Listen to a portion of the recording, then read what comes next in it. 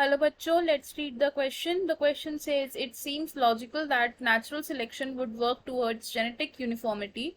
The genotypes that are most fit produce the most offspring, increasing the frequency of adaptive alleles and eliminating less adaptive alleles. Yet there remains a great deal of genetic variation within populations. Describe the factors that contribute to this variation. Question में हमें बोला है कि natural selection genetic uniformity की तरफ work करती है और जो जीनोटाइप्स मोस्ट फिट होते हैं वो क्या करते हैं, ऑफस्प्रिंग्स को प्रोड्यूस करते हैं, जिसकी वजह से क्या होता है, अडेप्टिव अलील्स की जो फ्रीक्वेंसी है वो बढ़ती है और लेस अडेप्टिव अलील्स जो होते हैं वो क्या हो जाते हैं, एलिमिनेट हो जाते हैं। लेकिन हमारे पास genetic variation within the population अभी भी है। तो हमें क्वेश्चन में पूछा है कि ऐसे कौन से फैक्टर्स हैं जो जेनेटिक वेरिएशन की तरफ कंट्रीब्यूट करते हैं। तो सबसे पहले क्या करेंगे, हम इस क्वेश्चन में की कॉन्सेप्ट समझ लेंगे। की कॉन्सेप्ट, इस क्वेश्चन में हमारा की कॉन्सेप्ट होगा genetic variability. Genetic variability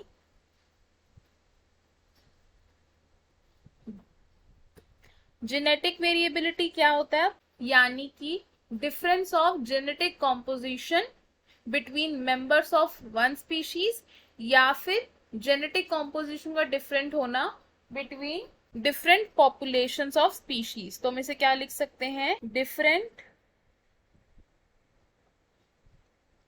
genetic composition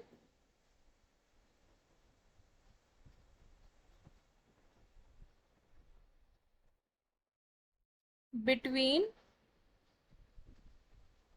members of one species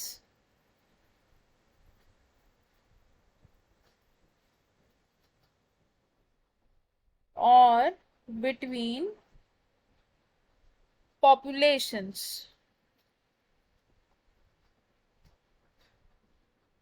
अब ये जेनेटिक वेरिएबिलिटी एकदम से नहीं आती है। जेनेटिक वेरिएबिलिटी को आने में या जेनेटिक कॉम्पोजिशंस को चेंज होने में बहुत साल लग जाते हैं।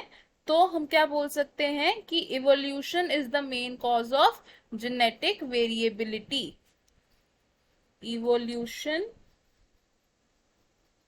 is the main cause of genetic variability।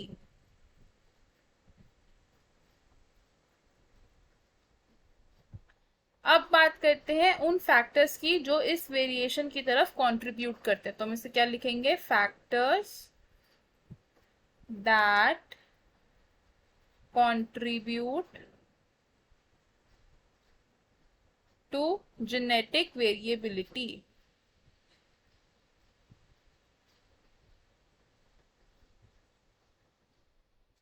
कौन कौन से फैक्टर्स होते हैं, ये 3 मेन फैक्टर्स होते हैं, जिनमें से फर्स्ट फैक्टर क्या है हमारा, म्यूटेशन। म्यूटेशन यानी कि change in the DNA sequence of an individual. क्या होता है ये, चेंज या फिर ऑल्टरेशन इन डीएनए सीक्वेंस।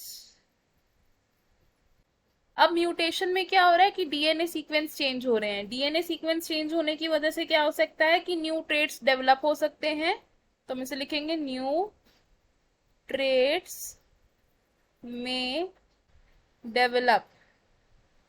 और अगर न्यू ट्रेट्स डेवलप होंगे तो उनकी वजह से क्या हो सकता है, जेनेटिक वेरिएबिलिटी आ सकती है। Genetic variability. सेकेंड फैक्टर क्या है जो जेनेटिक वेरिएबिलिटी की तरफ कंट्रीब्यूट करता है, सेकेंड फैक्टर होगा जीन फ्लो। जीन फ्लो यानी कि transfer of genes within the populations. तो बेसिकली क्या हो रहा है, gene transfer into a population. इसे हम और क्या बोल सकते हैं कि न्यू जीन्स इंट्रोड्यूस हो रहे हैं इन अ पॉपुलेशन। तो हम इसे लिख सकते हैं, और